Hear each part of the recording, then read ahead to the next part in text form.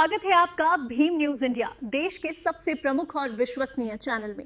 आप देख रहे हैं भीम न्यूज इंडिया। नमस्कार, मैं आपके साथ हूं। आइए जानते हैं आज की ताजा अपडेट्स। देश और दुनिया में क्या चल रहा है उसकी पूरी जानकारी लेकर हाजिर हैं। सबसे पहले बात करते हैं आज के मुख्य समाचार की। भीम न्यूज इंडिया देख रहे हैं आप विनय कुमार सिंघल के साथ। कोटा में कांग्रेस का ओबीसी अधिवेशन हुआ, जिसमें राष्ट्रीय अध्यक्ष अनिल जैहिंद के साथ टीकाराम जूली नेता प्रतिपक्ष और गोविंद सिंह डोटासरा ने शिरकत की। देखिए एक रिपोर्ट। तुम सच को झूठ लिख दो, अखबार भी तुम्हारा है। इस दौर के फरियादी जाए तो कहां जाए, कानून तुम्हारा है, दरबार तुम्हारा है। आज इस ओबीसी के एनडीए के अंदर जाना पड़ा, आप जवाब नहीं दे पाएंगे क्योंकि आपके बीजेपी के पदाधिकारी इस पेपर लीक के अंदर शामिल हैं और इसीलिए आपने इसकी जांच सीबीआई को दी है। क्योंकि सीबीआई की तुलना आप समझ सकते हैं तोते से कर रखी है आजकल, क्योंकि ये वही करेंगे जो बीजेपी के लोग कहेंगे। जिन लोगों पे मोदी जी हजारों करोड़ रुपए के भ्रष्टाचार के आरोप लगाते थे, आज वो लोग बीजेपी के अंदर मुख्यमंत्री उप मुख्यमंत्री बन के बैठे हैं। तो मोदी जी किस मुंह से आप कहते थे कि हम भ्रष्टाचार को खत्म करेंगे? किसान की आमदनी दुगनी करने का वादा किया, आपने आमदनी दुगनी नहीं की। आपने बीज, आपने खाद, आपने डीजल, हर चीज आपने दुगनी कर दी, लेकिन उस किसान की आमदनी दुगनी आपने नहीं की। वो किसान फसल भी बेचने एनडीए के अंदर जाना पड़ा, आप जवाब नहीं दे पाएंगे क्योंकि आपके बीजेपी के पदाधिकारी इस पेपर लीक के अंदर शामिल हैं और इसीलिए आपने इसकी जांच सीबीआई को दी है।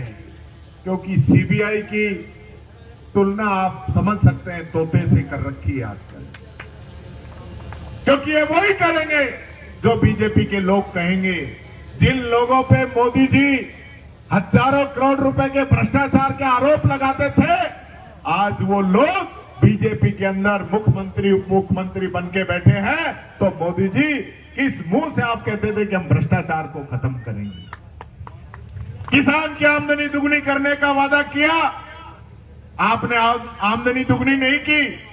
आपने बीज, आपने खाद, आपने डीजल, हर चीज आपने दुगनी कर दी, लेकिन उस किसान की आमदनी दुगनी आपने नहीं की। वो किसान फसल भी बेचने एनडीए के अंदर जाना पड़ा, आप जवाब नहीं दे पाएंगे क्योंकि आपके बीजेपी के पदाधिकारी इस पेपर लीक के अंदर शामिल हैं और इसीलिए आपने इसकी जांच सीबीआई को दी है। क्योंकि सीबीआई की तुलना आप समझ सकते हैं तोते से कर रखी है आजकल, क्योंकि ये वही करेंगे जो बीजेपी के लोग कहेंगे। जिन लोगों पे मोदी जी हजारों करोड़ रुपए के भ्रष्टाचार के आरोप लगाते थे, आज वो लोग बीजेपी के अंदर मुख्यमंत्री उप मुख्यमंत्री बन के बैठे हैं। तो मोदी जी किस मुंह से आप कहते थे कि हम भ्रष्टाचार को खत्म करेंगे? किसान की आमदनी दुगनी करने का वादा किया, आपने आमदनी दुगनी नहीं की। आपने बीज, आपने खाद, आपने डीजल, हर चीज आपने दुगनी कर दी, लेकिन उस किसान की आमदनी दुगनी आपने नहीं की। वो किसान फसल भी बेचने प्रेस कॉन्फ्रेंस में टीकाराम जूली ने प्रेस को संबोधित करते हुए क्या कुछ कहा, देखिए भीम न्यूज इंडिया की एक्सक्लूसिव रिपोर्ट। आज ओबीसी का जो सम्मेलन हुआ है, हमारे राष्ट्रीय अध्यक्ष अनिल जैन जी आए हैं, हमारे प्रदेश अध्यक्ष आदरणीय डोटासरा जी, गुंजन साहब और राम सिकंदर साहब। आज मुख्य रूप से जो ओबीसी की आज स्थिति है, ओबीसी के जो भागीदारी है वो आज देश के उन संस्थानों में जो निर्णय करते हैं, चाहे वो बजट बनने हो या निर्णय करने, उनमें उनकी हिस्सेदारी नहीं है। और अगर आप देखेंगे तो चाहे एससी हो, एसटी हो, ओबीसी हो, इन सब की हिस्सेदारी भारत सरकार के अंदर 6%। जो बजट बनता है उसमें 6% निर्णय ये लोग करते हैं, बाकी 94% निर्णय दूसरा वर्ग करता है। तो जब इतना बड़ा वर्ग है तो वो अगर निर्णय नहीं करेगा तो वो फिर इस वर्ग का भला कैसे होगा। तो राहुल गांधी जी लगातार इस बात को उठाते रहे हैं। उनके उठाने के बाद मोदी जी ने भी कहा है कि हम जातिगत जनगणना कराएंगे और जिसकी जितनी हिस्सेदारी है उसकी उतनी भागीदारी करने का काम करेंगे। ये सम्मेलन हमारा था।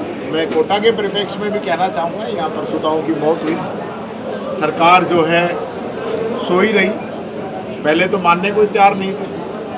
जब 15 दिन बाद इनका सैंपल आए उसमें माना कि ये जो है दवा जो है ये सही नहीं थी, अमानक थी, जिसकी वजह से मौत हुई है।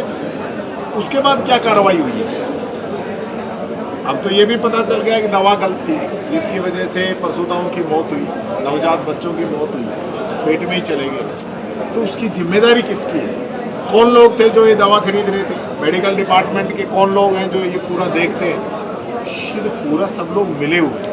ये मर्डर है, मर्डर, इसमें जो लोग शामिल हैं उसमें मर्डर के तहत कार्रवाई की जाए, ये बात मैं कहना चाहूँगा। दूसरा, यहाँ जिस प्रकार की अभी एक प्रिंसिपल साहब थे, वो बाइक से नाले में गिर के मौत, बताइए किसकी जिम्मेदारी है?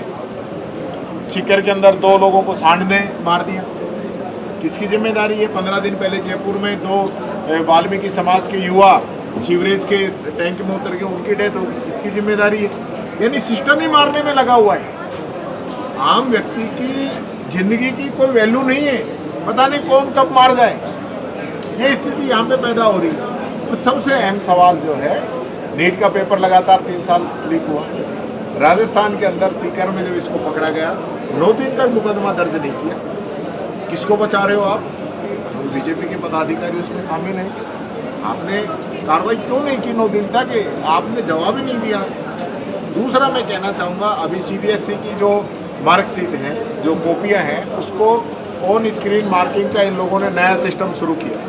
जिस कंपनी को सिस्टम दिया गया है वो ब्लैक लिस्टेड थी तेलंगाना के अंदर, और उसको बचाने के लिए करंटली जो है उसकी नियमों में प्रावधान किया गया। पुराना कुछ भी किया हो, पिछले साल सही होनी चाहिए, और फिर उस कंपनी को ठेका दिया गया, जिसने जो है लाखों बच्चों का, 98 लाख बच्चों ने पेपर दिया है CBSE।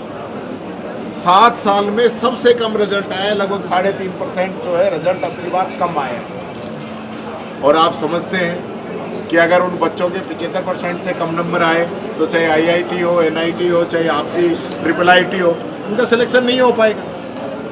वो मेहनत करने के बाद भी पिछड़ रहे हैं, और बच्चा ट्वीट करता है तो वो पाकिस्तानी है। आप देखिए क्या इस देश के अंदर चल रहा है। मैं मीडिया के माध्यम से आम पब्लिक से भी ये बात कहना चाहूँगा कि अगर कोई भी व्यक्ति आवाज़ उठाता है तो उसको पाकिस्तानी बता दिया जाता है, उसको देशद्रोही बता दिया जाता है। ये देश है, ये संविधान है, ये लोकतंत्र है। तानाशाही चल रही है, तानाशाही। बंगाल के अंदर क्या इन लोगों ने नहीं किया? वहाँ बताइए, आप सांसदों को पीटा जा रहा है, कमाल हो गई। कोई देखने वाला नहीं है, कोई सुनने वाला नहीं है। क्या कानून का राज नहीं है? हर चीज चलती रहती है। ऐसा तो पहले कभी नहीं हुआ जैसे ये लोग कर रहे हैं देश के अंदर। तो इस तानाशाही से छुट्टी जो है इनकी होनी तय। हमारे नेता राहुल गांधी जी आए थे, पश्चिम शिविर में भी कह के गए। इनकी जो नीतियाँ हैं, ये लोग जो रिजर्व सोना है उसको भी बेचने में लगे हुए हैं। ये हालत हो चुकी है, और महंगाई की मार आने वाले समय में और इस देश के लोगों पे पड़ने वाली, ये बात कहना चाहिए। जूली साहब, आदिवासी जातिगत जनगणना में अपना अलग अस्तित्व कायम करने के लिए डिमांड कर रहे हैं। उस फॉर्म में आदिवासियों को तो कॉलम ही नहीं है, क्या कहेंगे आप?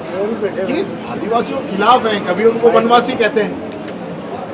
आदिवासी इस देश की मूल धारा के लोग हैं। 9 करोड़ से ज्यादा हैं हिंदुस्तान में। धारा के लोग हैं। उन्होंने इस देश का, इस सामाजिक समरसता का अस्तित्व बचाने के लिए कोई कमी नहीं छोड़ी है।